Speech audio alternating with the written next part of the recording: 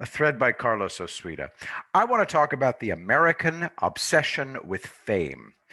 President Trump said in 1984 that his opulent lifestyle was cute, but meaningless. Recently, I discovered the brilliant Nigerian comedian Maraji, and I'll tie all of this together. Link in the thread to Maraji's video on YouTube, Best Korean Food in Lagos.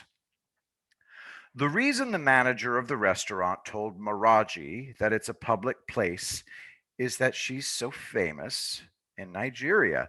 He wanted to know if she preferred to be in a more secluded area. Now, I look for outliers in all fields, unique people.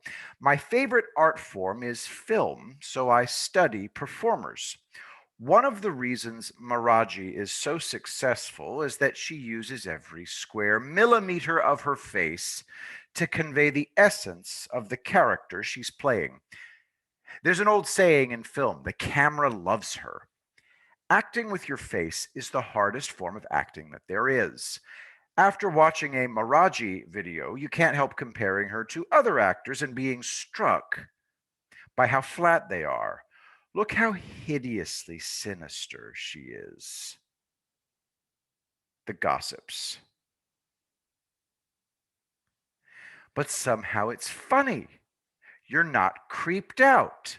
But I've watched a couple of interviews with Maraji, and she's not interested in fame. At the restaurant, she maintained a respectful distance between herself and the restaurant manager, but then went back to her friendship with Fred. Being in the public eye on any level is a risk in that people will stalk you, but it's possible to keep them at bay by simply not putting out vibes that stalkers pick up on. The American culture of fame lust, produces way more stalkers than in Nigeria. In polls, Americans consistently value fame over all else, including health. Social media makes people do things in order to get followers, clicks, and likes. Americans view fame as a sign of superiority, which is why so many famous people mouth off. Famous people tend to think that because they're famous, that makes them better. Therefore, they start to tell people how to live their lives. And most of what they say is negative. I despise Eddie Vedder.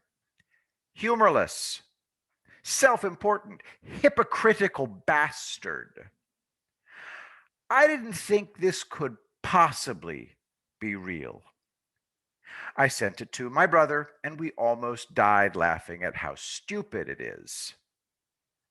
Link in the thread, Can't Keep music video, ukulele songs, Eddie Vedder. It's like a viciously accurate parody of a pompous blowhard who thinks everything he does is serious art. Think of all the American comedians who become overtly political and stopped being funny. Nothing but rants and lectures.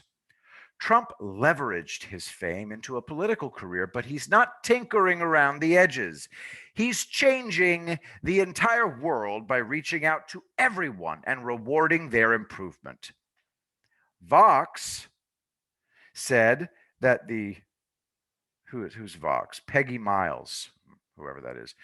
Peggy Miles said that the Sudan peace agreement isn't a real peace agreement. Why not?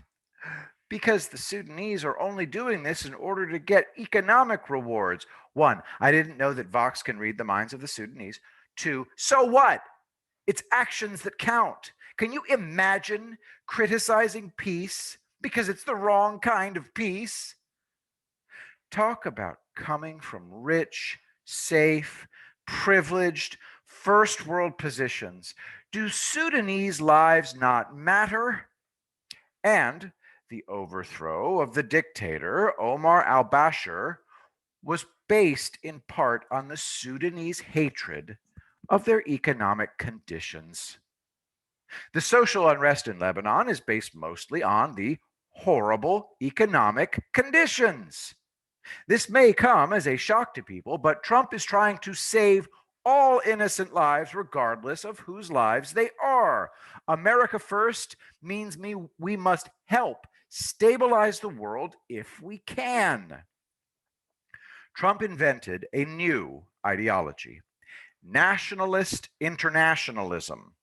It's in our interests to help, but to not keep sticking our nose in where it doesn't belong and to not keep sending Americans overseas to fight endless wars. So, back to fame. Maraji doesn't care about it. She's been famous since she was 19, and she shows no evidence of having gotten a big head. Trump used his fame to try and repair the world.